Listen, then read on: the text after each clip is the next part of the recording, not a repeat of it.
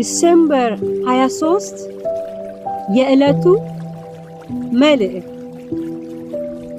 ርዕስ እንዴት ይሆናል? ማርያምን መልአኩን ወንድ ስለማላውቅ ይህ እንዴት ይሆናል አለችው። የሉቃስ ወንጌል ምዕራፍ 1 ቁጥር 34። እግዚአብሔር ለሰው ልጆች ከኃጢአት ለመዳን ያዘጋጀው ብቸኛው መንገድ ክርስቶስ ነው። ስለሆነም የዘመኑ ፍጻሜ ሲደርስ እግዚአብሔር አንድ ልጁን ላከ። ይህ የእግዚአብሔር አንድያ ልጅ ደግሞ ወደ ዓለም ሲገባ በድንግል ማርያም በኩል እንዲወለድ የእግዚአብሔር ሐሳብ ነበር።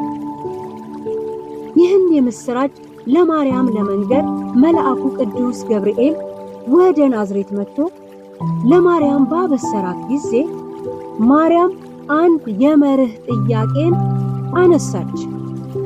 ይኸውም ወንድ ስለማላውቅ እንዴት ሊሆን ይችላል የሚል ነበር።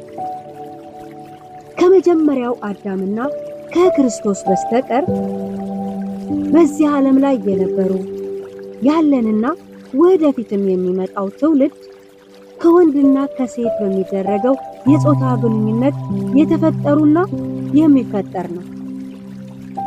ልጅ ሊወለድ የሚችለው በወንድና በሴት መካከል የጾታ ግንኙነት ሲኖር እንደሆነ ይህ ዕውቀት በማርያም ዘንድ አለ። ነገር ግን እርሷ ወንድ ስለማታውቅ እንዴት ሊሆን ይችላል የሚል ጥያቄ ማንሳቷ አግባብ ነው።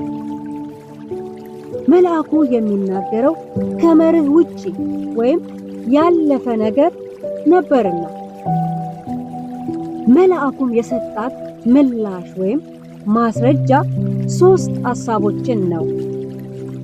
የመጀመሪያው ይህ ጉዳይ የሚፈጸመው በመርህ ሳይሆን በሉዓላዊው አምላክ ጣልቃ ገብነት ስለሆነ መንፈስ ቅዱስ በአንቺ ላይ ይመጣል፣ የልዑልም ኃይል ይጸልልልሻል የሚል ነበር። ሁለተኛው የሰጣት ማስረጃ እግዚአብሔር በሰዎች ሕይወት ውስጥ ሲሰራ አይቻልም በሚባልበት የዕድሜ ገደብ ውስጥ በመግባት አስገራሚ ሥራ በመስራት ላይ እንደሚገኝ ለማሳየት ዘመድሽ ኤልሳቤጥ በእርጅናዋ እነሆ ጸንሳለች፣ አሁን እንደውም 6ኛ ወሯ ነው በማለት የዘመዷን ታሪክ ነገራት። የሉቃስ ወንጌል ምዕራፍ 1 ቁጥር 36። በመጨረሻ ደግሞ ለእግዚአብሔር የሚሳነው ነገር የለምና የሉቃስ ወንጌል ምዕራፍ 1 ቁጥር 37 በማለት የእግዚአብሔር ችሎታ ከዚህ ዓለም ሐሳብ አደራረግና መርህ በላይ መሆኑን አበሰራት። ወይን ግሩደምም ፍጹም አምላክ ፍጹም ሰው ሆኖ ኢየሱስ በሥጋ መገለጡ፣ ሞቱን አሸንፎ መነሳቱ በታሪክ ከታዩት ተአምራት የበለጠና በጣም አስፈላጊው ተአምር ነው ብንል ትክክል እንሆናለን ብለዋል። ዛሬ እኛም እንዴት ይሆናል ለምንለው ጉዳይ በቃሉና በኃይሉ ችሎት መደገፍ አለብን። አንበል በቃ እንዴት ይሆናል